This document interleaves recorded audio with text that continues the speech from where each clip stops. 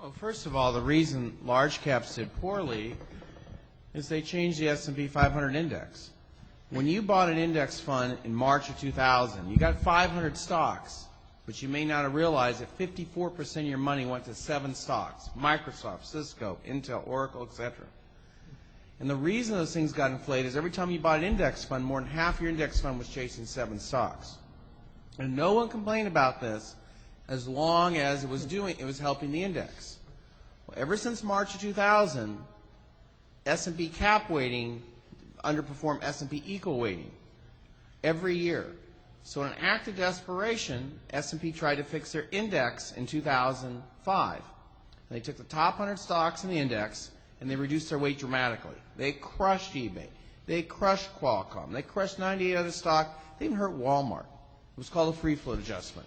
And what they did is they artificially deflated large cap and inflated mid cap. Now I run mid cap. I'm top 4% lipper last decade. Today in mid cap we have to pay a lot higher P ratio and get a lot slower sales and earnings. So large caps in the bargain bin now. Everybody finally figured that out. All the strategists on Wall Street look at what they call the PEG ratio, price earnings ratio. Everybody's calling for large cap. And it's finally happening, and it's a good area. But we have to, you can ask Sam Stovall, this S&P, what they were doing, and then we'll see if he gives you a good answer. But the truth of the matter is the global economy, the world's a small place. They all used to come here and list here, okay? But then we passed Sarbanes-Oxley and we chased them away. 5 years ago, New York Stock Exchange led the world in international listings. Now it's London and Shanghai. And nobody's coming back as long as we have Sarbanes-Oxley. And the truth of the matter is the currency is going to be probably soft for a while because when the dollar gets weak, our exports tend to go up. A lot of our economic growth, not in the first quarter, but in previous quarters, have been due to exports. So a lot of us here at home don't see it, but if you're in agriculture, you want a weak dollar so you can export more. If you're in manufacturing, you want a weak dollar so you can export more. So we'll see what happens. But according to Hank Paulson, who's the new Treasury Secretary, he doesn't seem too worried about the dollar being weak unless it creates inflation. And right now, it looks like it's going to bolster agriculture, manufacturing, and other places like that. Well, I just skipped it. Oh, go ahead. I'm sorry. Well, I was, as I said, I was brought up in Brazil, in a country where the currency traditionally was going down, down, down, down for years and years. And I fundamentally disagree with the idea that a falling currency, your money going down in value, is somehow good for the country. I don't accept that. And it certainly wasn't true for Brazil, and I don't think it's going to be true for the United States. Especially when you mention, you talk about over 70% of our economy, unfortunately, is comprised of consumers spending. They need a strong dollar. That's what they're spending. We're taking our dollars that we print and we're exchanging them for products that everybody else produces. And when that dollar falls in value, we're not going to be able to do that. Also, when the rest of the world realizes how much further the dollar is going to fall, they're not going to lend us any more money at single-digit interest rates. Remember, we have a negative rate of savings in this country, and the only reason that anybody in America is able to borrow any money is because someone in China or Japan is willing to lend it. But right now, they're losing out on those transactions. Whatever nominal, whatever interest rates we're paying them, they're losing it and then some in the foreign exchange. So the American consumer, more than anybody else, needs a strong dollar. Unfortunately, he's not going to get one. We skipped Joe. I apologize.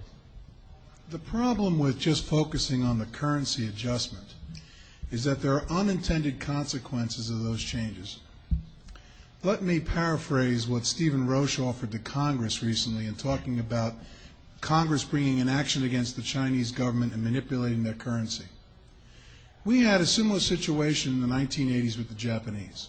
We claimed that they were managing their currency to keep it cheap so they can sell more Toyotas and everything else that they produce.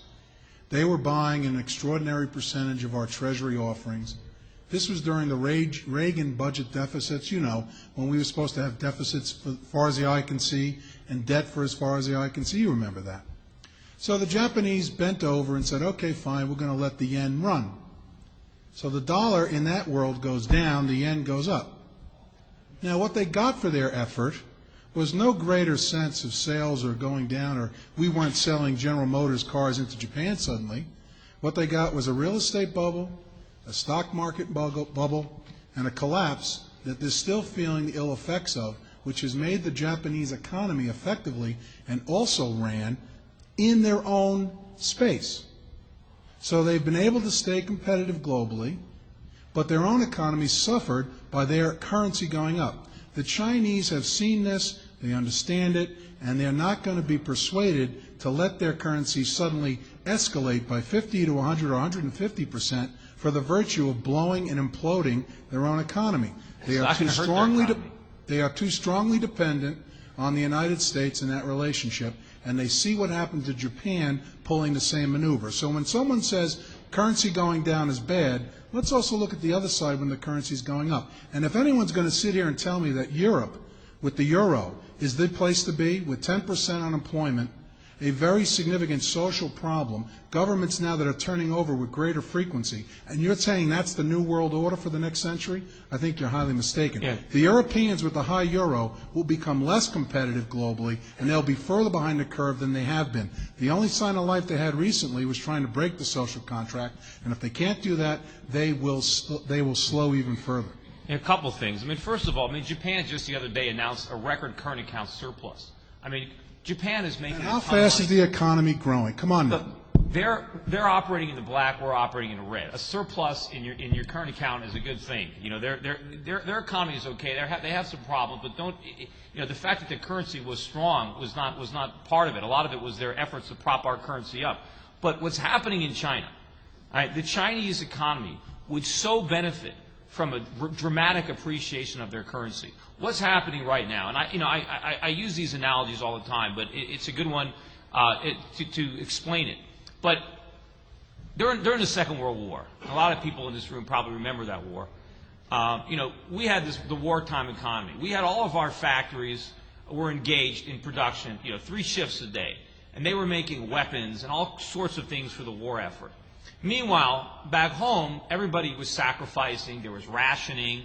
All of our productive capacity was being used to fight this war. And so that meant that we suffered at home because stuff that we used to be able to make consumer goods, we couldn't use it anymore.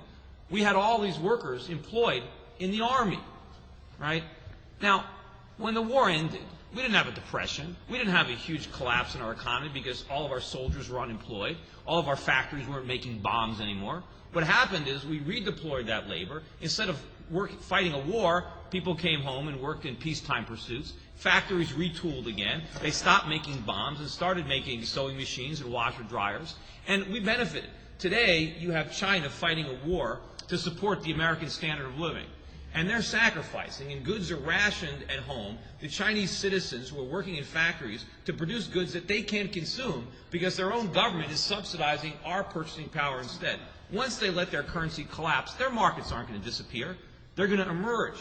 As the American consumer dies, the Chinese consumer is going to be born. They're going to be far better off with their stuff and leaving us with our paper currency than making the exchange. And they're going to have the same type of economic boom that we had after the Second World War, when they freed up all of those resources that are now being utilized to satisfy our demands, and when they utilize those resources to satisfy their own demands. Let's just look at some simple facts.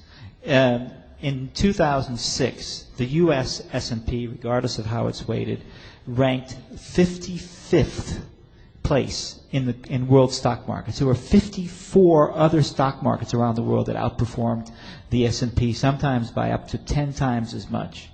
In the first quarter of 2006, the ranking of the U.S. S&P fell even further, down to 65th place. So now we have 64 foreign stock markets outperforming the U.S. And as I said a moment ago, our currency is 51st place, with some previous currency pariahs greatly outperforming the U.S. This is not good.